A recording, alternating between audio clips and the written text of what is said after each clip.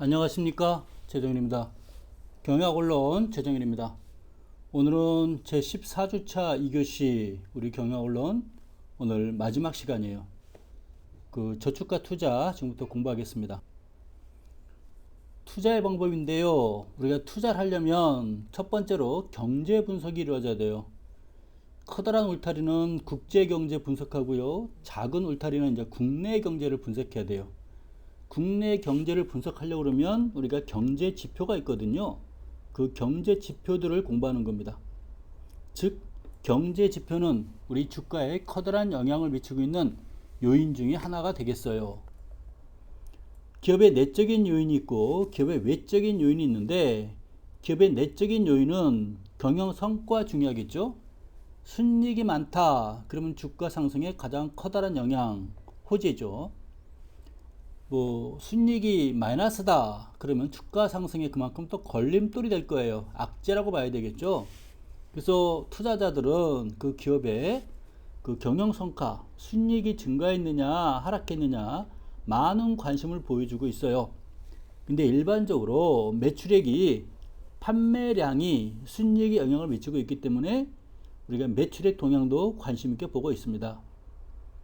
시장 점유율, 우리가 어느 기업체 시장 점유율이 어떻게 되겠니? 라고 많이 물어보겠죠. 스마트폰 같으면 아무래도 삼성 핸드폰, 삼성 스마트폰이 매출액이 높겠죠. 또 TV라든가 가전제품들은 삼성의 매출액도 좋지만 또 LG 매출액이 또 만만치 않아요. 그런 거.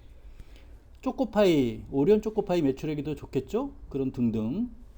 비타500 매출액이 더 좋겠죠. 시장 점유율은 매우 중요한 거예요. 그 시장 점유율 1등을 차지하게 되면 그 제품은 그냥 알아서 굴러가요. 알아서 입소문에 의해서 굴러가요. 그 다음에 이제 재무구조, 뭘 보냐면 재무구조가 안정되어 있느냐, 재무구조가 불안하냐. 여러분들이 대차트를 보게 되면 왼쪽에 자산이고 오른쪽에 그 자본금 구조가 있어요. 자기 자본이냐 타인 자본이냐. 자기 자본을 자본금이라고 그러고 타인 자본 우리가 부채라고 부르거든요. 그래서 자본 구조도 많이 보게 돼요. 그게 바로 이제 재무 구조예요.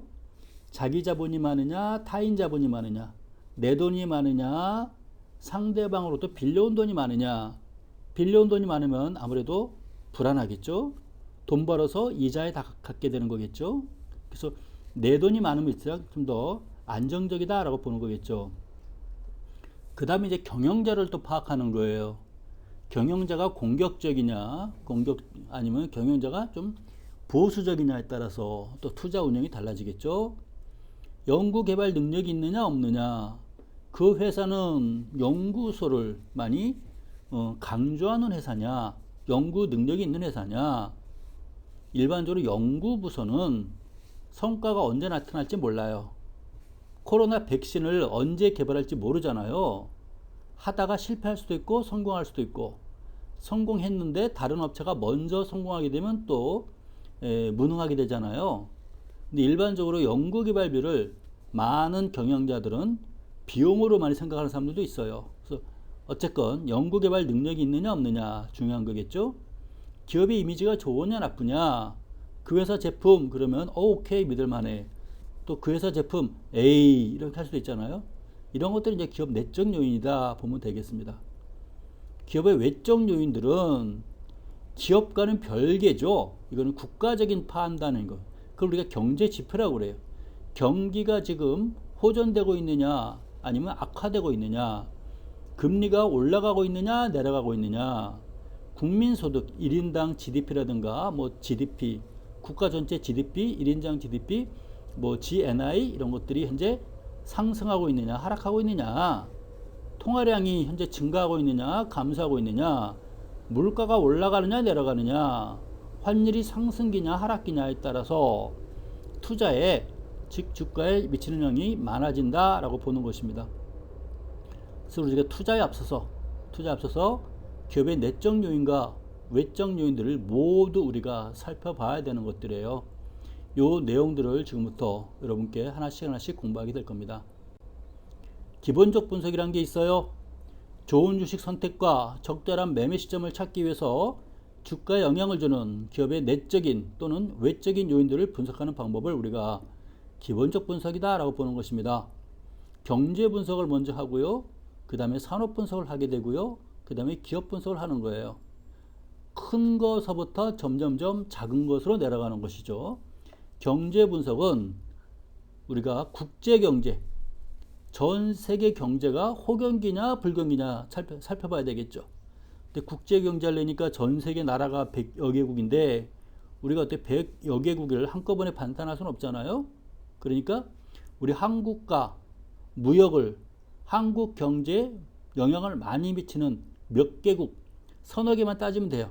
미국 따지면 되고 중국 따지면 되고 일본 붙여줄까요? 일본이라든가 동남아 시장 이렇게만 보면 되겠네요. 한 4개만 보면 되겠어요. 그러면 이 나라들이 미국이라든가 중국, 일본, 동남아가 현재 경기가 호전되고 있느냐 또는 경기가 악화되고 있느냐만 따지면 되는 거예요.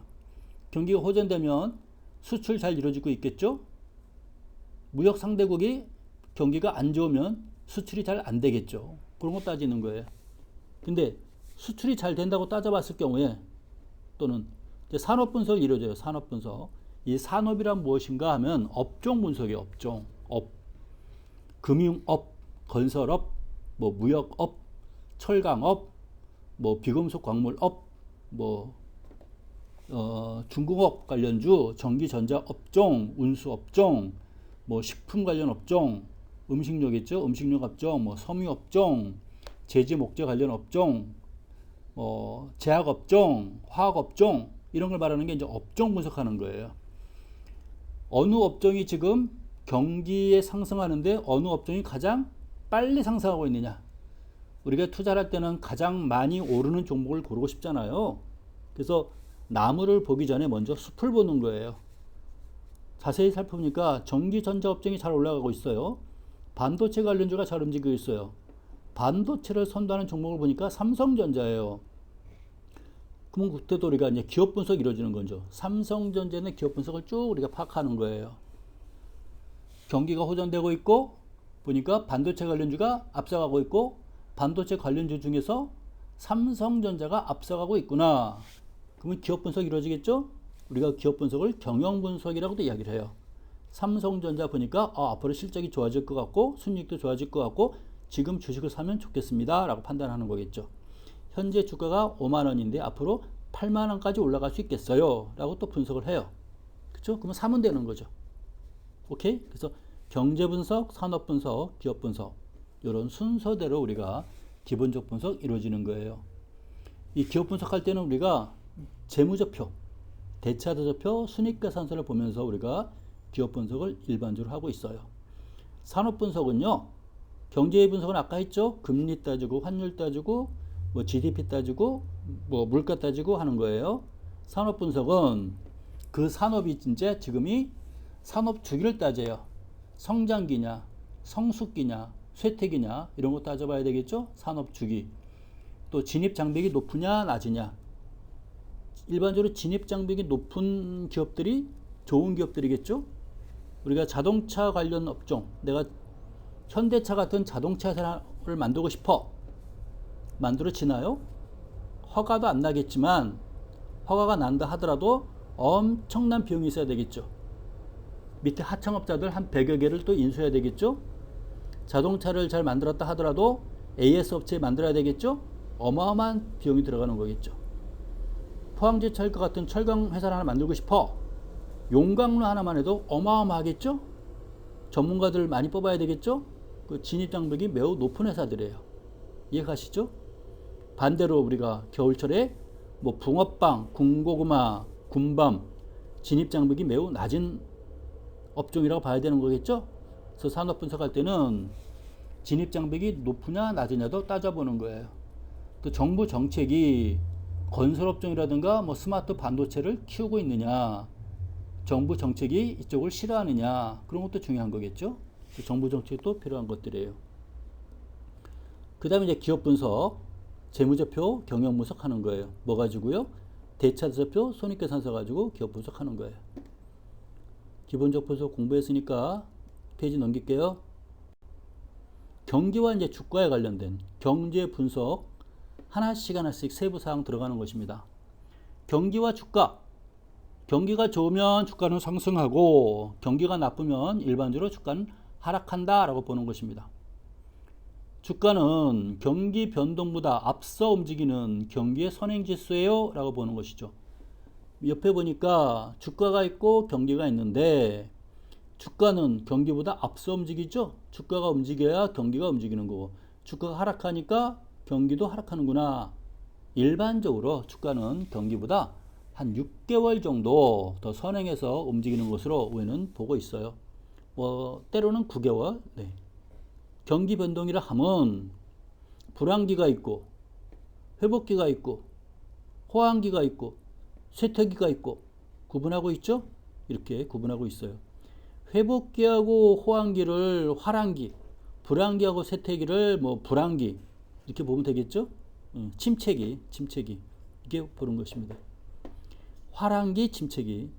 주가는 호경기 정점에서 하락하는 것이고 불경기 저점에서 상승 전환하고 있다라고 이렇게 볼 수 있겠습니다. 그래서 경기하고 주가는 아주 밀접한 관계예요. 그래서 주식 투자는 일반적으로 하려고 그러면 경기가 호전될 때 투자하는 것이겠죠. 그 다음에 경기가 좀 꺾인다 그러면 주가는 이제 손 털으면 되는 거겠죠. 그런 겁니다. 그래서 경기와 주가 밀접한 관계가 있다라는 걸 확인할 수가 있고요. 이제 통화량과 주가예요. 이거 역시 중요한 건데 주가는 누가 사야 올라가요. 또 팔면 빠지는 거예요. 근데 주가를 왜 사요? 돈이 많으면 사요. 시중에 돈이 많다는 걸 우리가 유동성이 풍부하구나 라고 얘기해요. 시중에 유동성이 풍부하구나. 즉 시중에 돈이 많이 풀렸구나. 돈이 많이 풀려 있으니까 주식시장으로도 유입되는 거예요. 부동산 시장으로도 가는 거고요. 그렇죠? 그래서 통화량 증가는 시중의 통화량이 증가하면 대체로 주가 상승으로 이어진다라고 보는 것이고 늘어난 자금이 기업으로 흡수가 되면 투자 확대가 되어서 수익성이 높아짐에 따라서 주가는 상승합니다라고 보는 거예요. 늘어난 자금이 민간으로 흡수가 되면 민간이 주식 매입 활성화로 주가는 상승하게 됩니다. 그래서 시중에 돈이 많이 풀려 있으면 물가도 물론 오르겠죠. 물가도 오르고 부동산도 오르고 그 돈이 주식시장으로 흘러오게 되면 주식 투자로도 이루어지게 되고 많이 이루어져요. 반대로 시중의 통화량이 감소하고 있어요. 돈이 없어요. 돈이 감소하면 주식시장에 있던 자금들이 빠져나가겠죠. 돈이 궁금하면 돈은 빠져나가겠죠. 있던 주식도 팔고 나가겠죠. 그렇게 되는 거예요. 그래서 통화량이 증가하느냐 감소하느냐는 우리 주가의 상승이냐 하락이냐로 직접적으로 영향을 미치는 아주 중요한 변수다. 그래서 경제 변수에 대해서 우리가 두 가지 살펴봤어요. 경기와 주가 관계, 이 통화량과 주가의 관계에 대해서 우리가 쭉 살펴봤는데 이건 아주 중요한 거고 통화량 관련 변수들은 한국은행 금융통화위원회에서 통화량을 조절해요. 어떻게 조절하냐면 금융통화위원회에서 금리를 조정해요. 금리를 높이면 여러분들 은행에 예금했을 때 이자를 많이 받게 되는 거예요. 금리를 낮추면 이자를 조금 받아요. 그래서 시중에 통화량이 많으면 금리를 높여버려요. 그럼 시중의 돈들이 은행권으로 유입이 되겠죠. 예금을 하게 되는 거겠죠. 이해하죠? 그렇게 되는 겁니다. 그래서 시중의 통화 자금들을 은행권으로, 금융권으로 흡수해버리는 거예요. 통화량 증가냐, 감소냐. 아주 중요한 변수들 살펴봤고요. 이제는 금리와 주가예요. 역시 중요한 거예요. 제가 통화량 이야기하면서 금리 이야기 살짝 했었죠. 경기와 통화량과 금리는 같이 움직이는 거예요. 서로 영향을 미쳐요. 따로 움직이는 변수가 아니라 서로 영향을 미치는 변수다라고 보시면 돼요. 일반적으로 금리하고 주가는 반대 방향으로 움직여요. 즉 금리가 상승하게 되면 기업은 조달 자금 비용이 증가하기 때문에 투자를 기피하게 되고 수익성이 낮아져요. 즉 금리가 상승하게 되면 주식보다는 저축을 선호한다 라고 보는 거예요.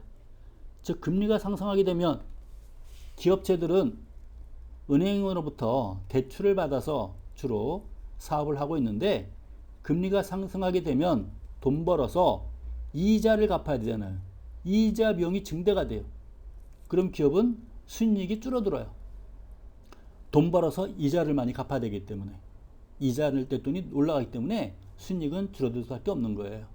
그렇죠? 그래서 순이익이 줄어들게 되면 주가는 하락하게 되겠죠. 그래서 금리가 상승하면 일반적으로 주가는 하락한다고 그러고, 금리가 내려가게 되면 기업체 입장에서는 이자 비용이 부담이 없죠. 그럼 순이익이 그만큼 증가하겠죠. 그래서 금리가 하락하게 되면 주가는 일반적으로 상승한다. 즉 금리와 주가는 일반적으로 항상 그런 건 아니지만 반대 방향으로 움직여요 라고 우리가 이해를 하면 될 것 같아요. 통화량이 증가하면 주가는 상승, 통화량 감소는 주가 하락, 금리 상승은 주가 하락, 금리 하락은 주가 상승. 이렇게 우리가 항상 그런 건 아니지만 일반적으로 이렇게 우리가 이해하면 큰 어려움은 없을 것 같습니다. 금리가 상승하면 주식보다는 저축 선호한다. 왜? 금리 상승하면 기업의 수익가치 떨어지니까 주가는 하락하겠지만, 금리가 상승하게 되면 저축을 하게 되면 이자를 많이 받을 수가 있죠. 그런 문제들입니다. 물가와 주가예요. 이번엔 물가와 주가 간의 문제. 지속적인 완만한 물가 상승은 실물 경기를 촉진시키며 기업의 수익성과 자산 가치를 증대시키고 전반적으로 주가 상승을 시킨다라고 보는 것입니다. 완만한 상승은, 하지만 급격한 물가 상승은 실물 자산 선호 현상으로 주가가 하락할 수 있어요. 물가가 급속하게 상승하게 되면, 우리가 물가라는 건 뭐냐면 물건의 가격이 물가예요. 물건의 가격. 1,000원 가지고 우리가 식빵을 하나 샀는데, 제과점 가가지고 1,000원으로 식빵 하나 샀는데 시간이 지나다 보니 식빵 하나 가격이 1,500원 되어버렸어요. 식빵은 그대로 있는데 한때 1,000원인데 지금은 1,500원이란 말이에요. 식빵은 그대로인데. 그러면 식빵의 가격이 1,000원에서 1,500원으로 변했다는 얘기는 식빵은 그대로이기 때문에 돈의 가치가 떨어진 거죠.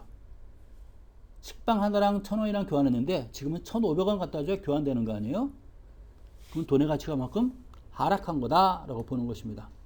이해가시죠? 그래서 물가가 급격하게 상승하게 되면 우리가 물건을 사게 된다 그 말이에요. 금을 사든지 은을 사든지, 은행에다가 예금을 하게 되면 명목금리는 올라갈지 몰라도 실질금리는 하락하게 되겠죠? 우리가 지난 시간과 공부를 했어요.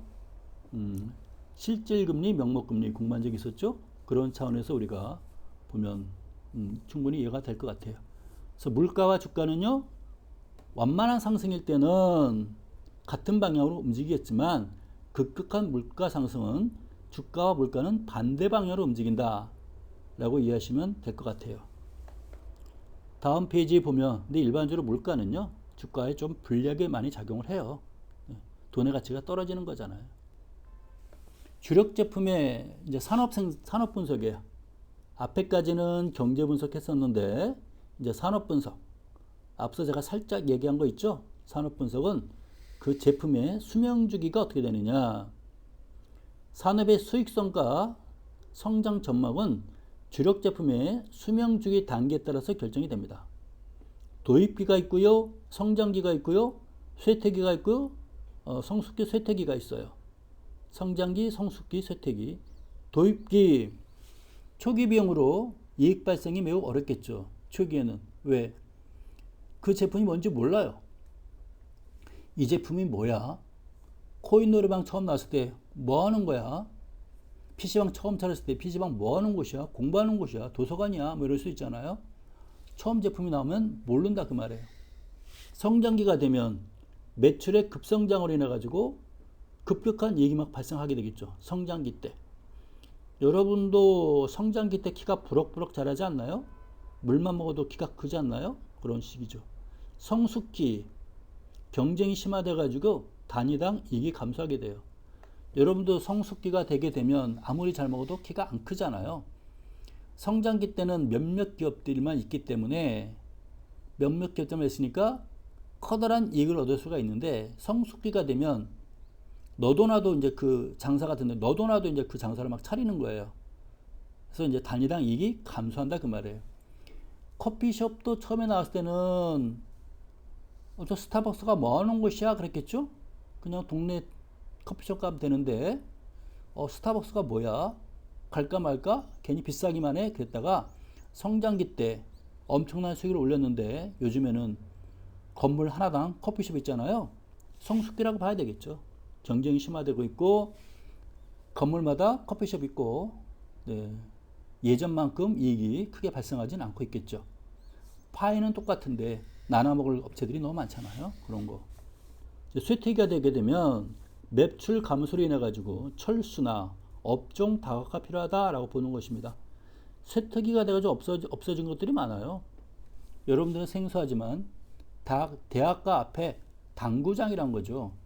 한때 당구장, 대학교 앞에.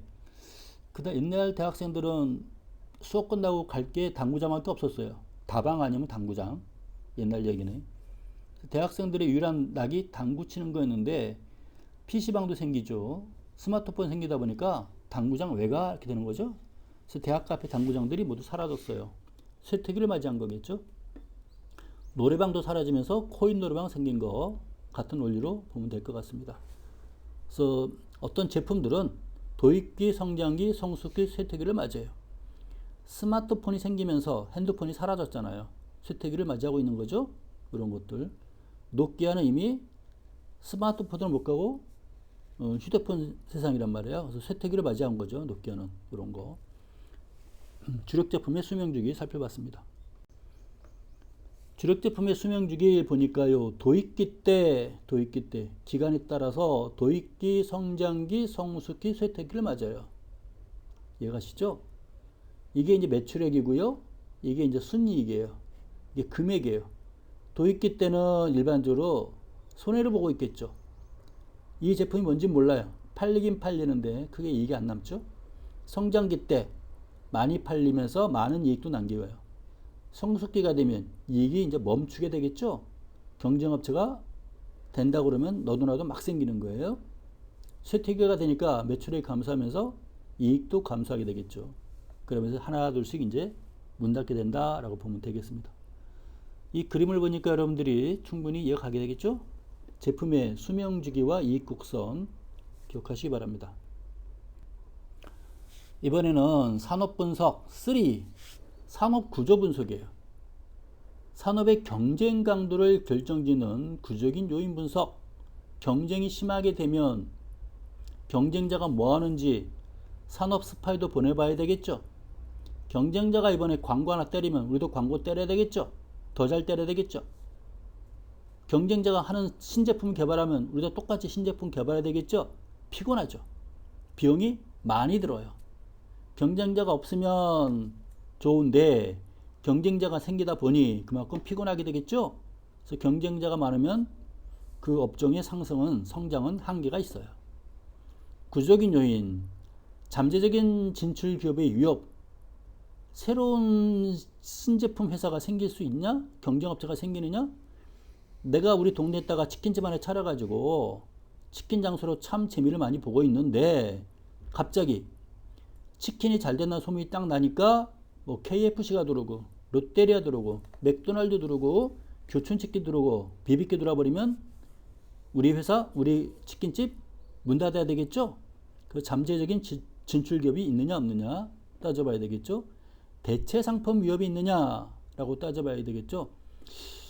뭐 커피가 잘 되고 있는데 커피보다 더 맛있는 뭐 인삼차라든가 유자차라든가 들어오면 위협받을 수 있는 거겠죠? 뭐 대체 상품 약으로 치면 대타예요. 대타. 내가 아플 때 부상당하게 되면 내 밑에 있던 후보가 대타로 나가가지고 더 잘 선수를 잘하게 되면 나는 위협하게 되겠죠? 이 대체 상품이 있냐 없느냐 상당히 중요한 거겠죠. 구매자의 교섭력이냐 공급자의 교섭력이냐 이건 뭐냐면 구매자 내가 사러 가는 사람이에요. 사러 갔는데 팔겠다는 사람이 여러 명 있어요. 내가 사러 갔는데 팔겠다는 사람이 몇 명이면 나는 갑이 되는 거죠. 그렇죠? 구매자의 교섭력이에요. 원료를 사러 갔더니 원료를 팔겠다는 사람들이 우르르 몰려와요. 서로 싸게 팔겠다고 그래요. 그러면 내가 구매자의 교섭력이 생기는 거예요. 공급자의 교섭력은 뭐냐? 내가 물건을 팔러 갔는데 물건을 팔겠는데 내 물건을 사겠다는 사람들이 여러 명 있는 거예요. 이제는 반대로 이해가시죠? 그러면 내가 팔면서 큰 소리 치면서 팔 수 있어요. 구매자의 교섭력은 우리가 알고 있는 일반적인 경우예요. 일반적인 경우죠.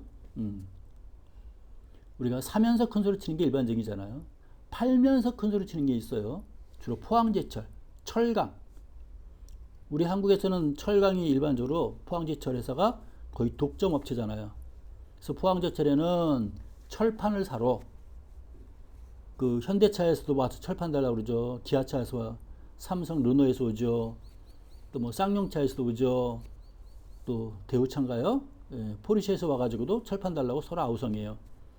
또 철근을 생산했더니 현대건설, 대우건설, 뭐 GS건설 막 와가지고 철근 팔아달라고 서로 아우성해요. 그럼 포항제철은 팔면서 큰소리 쳐요. 그래서 구매자가 큰소리 치느냐, 공급자가 팔면서 큰소리 치냐 중요한 거겠죠. 산업 내 기존 기업들 간의 경쟁, 산업 내 자동차 업종들 간의 경쟁이 있고 또 운수업체들 간의 경쟁업체가 있고 스마트 업체 간의 경쟁업체가 있고 산업 내 기업 간의 경쟁업체가 있느냐 없느냐. 경쟁자가 많다는 그만큼 불리한 거예요. 주가 순이익에 이런 문제들입니다. 그래서 산업구조 분석에서 이 구조적인 요인 우리가 한번 쭉 살펴봤어요. 여기 보니까 잠재적인 진출 기업, 새로운 진출 기업이 나타나겠니 안 나타나겠니 하는 거고, 공급자의 교섭력이냐 구매자의 교섭력이냐, 대체 상품이 있느냐 없느냐, 이게 이제 산업의 경쟁 강도에 영향을 미치는 구조적인 요인이다 라고 보는 것입니다. 어려운 거 없죠? 지나가도록 하겠습니다. 이제 기업 분석 들어가는 거예요. 이제 경제 분석했죠, 산업 분석했으니까 이번에는 기업 분석 해보도록 하겠습니다. 기업 분석은 우리가 질적인 분석이 있고 양적 분석이 있어요. 개별 기업의 분석을 통해서 주가를 평가하는 단계. 그럼 양적 분석은 무엇이냐? 양적이란 건 수치 가지고 분석하는 거예요. 수치 가지고 분석하는 거죠. 수치 가지고 분석한다는 얘기는 그 기업 분석은 그 펀드 매니저가 하는 거겠지만 이 기업의 수치를 따져보는 거, 재무제표를 보면서 순이익이 증가했느니 안 했느니, 그것도 중요한 거겠죠. 또 질적 분석은 저 회사 이미지가 좋으냐 안 좋으니, 저 회사에서 제품 만드는 게 뭐가 있느니, 투자자들이 저 회사를 좋아하느냐 안 좋아하느니, 질적 그 주관적인 판단이에요. 질적 분석은 주관적인 판단이고 양적 분석은 객관적인 판단이에요. 두 가지가 다 잘 융합이 돼야 돼요. 우리가 프로야구를 보게 되면 감독은 경험도 있어야 되고 선수 코치를 통해 겪어가지고 뭐 야구에 대한 경험도 필요한 거겠죠. 주관적인 판단이고, 그 선수 개개인에 대해서 상대방 선수, 우리 팀 선수에 대한 어떤 통계 자료가 있을 거예요. 그걸 보면서 선수 선발도 하는 거고 대타도 하는 거고 투수도 기용하는 거고 이렇게 하는 거거든요. 선수 교체를 누구로 할 것인가, 그렇죠? 그건 이제 주관적인 판단과 객관적인 판단들이 다 들어갈 수 있는 부분들이구나 라고 보시면 되겠습니다. 어려운 거 없죠? 그래서 통과하도록 하겠습니다. 그래서 기업 분석, 질적 분석, 주관적인 판단, 경험 가지고 하는 거고요. 양적 분석은 재무제표, 대차저표, 손익계산서 가지고 우리가 따지는 거다 라고 보면 되겠습니다. 또 하나 투자 방법, 기업 분석인데 기업 분석으로 보시면 돼요. 질적 분석이란 무엇인가? 기업마다 가지고 있는 질적인 특성을 분석한다. 그게 질적 분석. 경영자의 능력을 봐야 되겠죠? 저 회사 경영자가 어떤 사람이야? 능력이 있어 없어? 기업 고유의 경영 전략. 저 회사의 문화가 무엇이지? 공격적인 문화를 가지고 있나? 소극적으로 가지고 있나? 투자자들한테 배당을 잘 주나? 배당을 잘 안 주나? 주가 관리를 잘 하고 있나? 이런 거. 조직의 문화가 어떤 문화가 있지? 그리고 기업의 연영 및 존속기간. 이 기업 문화는 삼성 같은 경우는 노동자비 없잖아요. 노동자비 없는 문화고, LG라든가 다른 모든 기업체들은 노동자비 있잖아요. 그 문화가 좀 달라요. 기업의 연역, 언제 생겼지? 존속기간, 이 제품을 얼마 동안 만들고 있지? 그동안 성장하는 동안에 계속 꾸준히 발전했는지, 멈췄는지 이런 분석들이에요. 이건 주관적인 능력이라고 보시면 되겠어요. 양적 변화예요. 양적 분석이에요. 양이란 건 수치, 계량적인 분석. 수치화된 자료, 즉 재무제표를 사용해 가지고 계량적으로 분석한다라고 보시면 되겠습니다. 재무 상태를 활용해 가지고 수익성도 따지고 안정성 따지고 성장성 따지고 이걸 유동성도 따지고 뭐 레버리지 따지고 그러는 거예요. 주당 순이익은 단기 순이익을 총 회사의 순이익을 발행 주익수로 나누게 되면 한 주당 순이익이 나오겠죠. 회사가 총 100만 원을 벌었는데 발행 주식수가 10,000주면 한 주당 100원씩 벌게 되는 거죠. 그럼 한 주당 순이익이에요. 이 밑에 이제 일자를 뺀 거죠. 1주당 순이익인데 그냥 주당 순이익 부르는 거예요. 이해가시죠? 회사가 100만 원 벌었는데 10,000주 발행했으면 한 주당 100원 벌었구나 라고 따지는 거예요. 주가 수익 비율 퍼가 있는데요. 주가 나누기 주당 순이익 이렇게 보시면 되는 거예요. 요건 여러분들이 2학년 돼가지고 재무제표라든가 투자론에서 자세하게 배우는 거예요. 재무 관련이나 투자론에서 배운 거니까 2학년 가서 여러분들이 이 부분을 좀 더 보시면 되겠습니다. 지금 대면 수업으로 여기다 설명하기는 좀 힘들고요. 2학년 투자론 때 여러분들이 이 부분 또 깊이 들어가서 공부를 이렇게 권해드려요. 자, 끝났어요. 이상으로 여러분께 한 학기 동안 14주차까지 여러분께 수업을 쭉 했거든요. 여러분들이 큰 어려움 없이 여러분들 수업 잘 들어주시고 한 학기 동안 잘 따라 주신 거에 대해서 여러분께 제가 깊이 감사를 올립니다. 그리고요, 오늘은 또 마지막 시간이니까 좀 일찍 끝나는 것도 아름답지 않겠어요? 그 유동성이란 무엇이냐? 수익성, 선장성, 안정성도 중요하지만 우리가 사업을 할 때는 유동성이 가장 중요한 지표예요. 왜?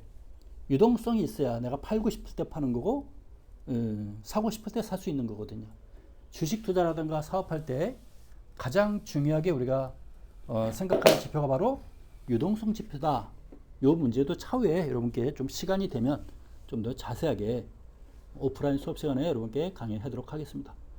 오늘 이상 마치고요. 여러분 한 학기 동안 고생 많으셨고 여러분께 감사드립니다. 이상 마치겠습니다.